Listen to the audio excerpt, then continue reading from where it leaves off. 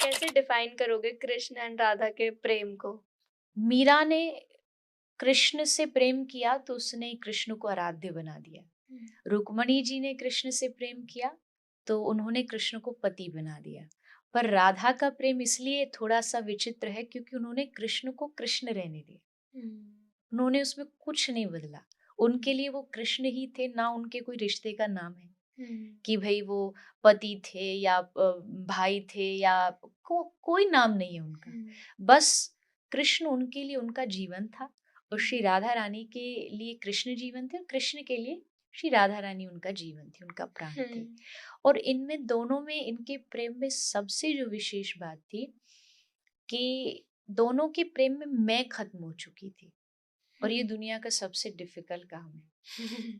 मैं नहीं खत्म होता, पर वहां उन दोनों के बीच में बस आप था कि आपकी खुशी, आपका प्रेम, तत्सुखे सुखित्वम, मतलब आपके सुख में हमारा सुख, आपकी इच्छा में हमारी इच्छा।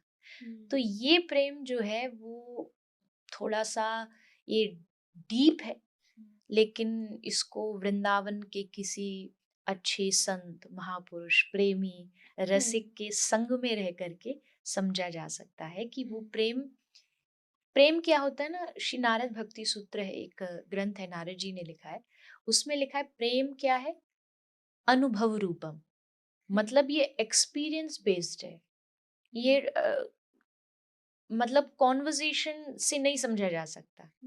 जैसे कोई रसगुल्ला खा रहा और दूसरा आदमी पूछ ले कि कितना मीठा है, तो हाउ वुड यू डिफाइन कि भाई रसगुल्ला कितना मीठा है? उसका क्या कैटेगरी आप बताएंगे, कितना उसका वो बताएंगे? एक ही ऑप्शन है, उसके मुंह में डाल दो कि तू खा ले, तो तुझे खुद पता चल जाएगा कितना मीठा है। तो प्रेम वैसा ही है, मुंह का स्वादनवत।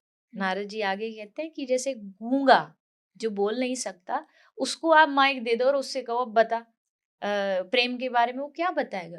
तो ठीक वैसे ही ये जो प्रेम है ना, ये अनुभव का विषय, राधा कृष्ण का जो प्रेम है, जितना आप उनसे कनेक्ट होते जाओगे उतना समझते जाओगे कि इस निस्वार्थ प्रेम में कहीं भी अपने सुख की इच्छा नहीं थी, और वही प्रेम होता है जहाँ अपना सुख खत्म हो जाए।